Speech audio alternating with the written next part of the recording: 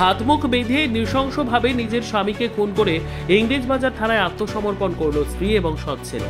ঘটনা ঘিরে ব্যাপক চাঞ্চল্য মালদার ইংরেজবাজার পৌরসভার 23 নম্বর ওয়ার্ডের নরসিংহ কুপা এলাকায়। জানা গেছে মৃত ব্যক্তির নাম যদুভূষণ দাস। পুলিশ এই ঘটনায় তার স্ত্রী দয়া দাস এবং তার সৎ ছেলে বিক্রম মণ্ডলকে গ্রেপ্তার করেছে।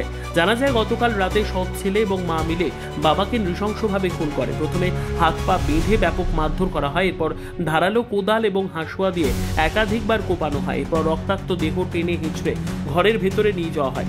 আজ সকালে এরপর থানায় গিয়ে আত্মসমর্পণ করে স্ত্রী। পুলিশ ঘটনাস্থলে এসে রক্তাক্ত দেহ উদ্ধার করে মালদা মেডিকেল কলেজ হাসপাতালে ময়নাতদন্তের জন্য পাঠায়। তবে কি কারণে এই খুন তা এখনো জানা যায়নি। কি হয়েছিল, কি শুনলেন? ওই তো আমরা যা বললো ওরা, আমরা ওটাই এসে দেখেছি। আমার বাড়িটাতে একটু দূরে, আমি ততটা জানি না। দেখলাম যে মারার পরে আছে, আমিও ঘরের ভিতরে যাইনি। যখন ওই বউটা গেল তারপর সবাই দেখলাম বা বের করেছে, তখন আমি দেখেছি। আমরা তো জানি না, কিন্তু লোকটা এমনিও খুবই ভালো। তো আমরা তো চাইছি যেন ওদের দুজনের একদম ভালোই সাজা হয়।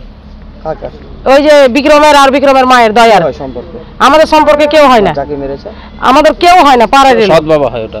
হ্যাঁ, সৎ বাবা হয়। কি দিয়ে মেরেছে? কি দিয়ে যে মেরেছে এটাও তো বলতে পারছি না। শুনলাম তো কোদাল আর ইলিয়েতে দেখলাম দাও।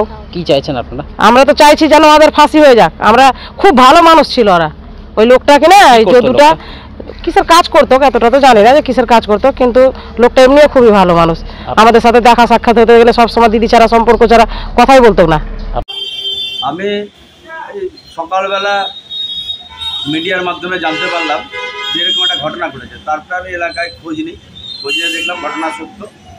গত রাত্রে ঘটনাটি ঘটেছে এবং ওনার যে খুন হয়েছে তার বউ এবং তার সৎ ছেলে, তারাই নাকি খুন করেছে এবং তারা নিজেরাই পুলিশের কাছে সারেন্ডার করেছে, যা আমি এলাকার সকলের মাধ্যমে জানতে পারলাম।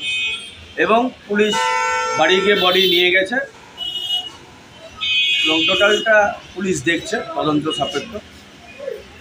এবং এলাকার মানুষের কাছে জানতে পারলাম তাদের একটা দীর্ঘদিনের পারিবারিক অশান্তি ছিল।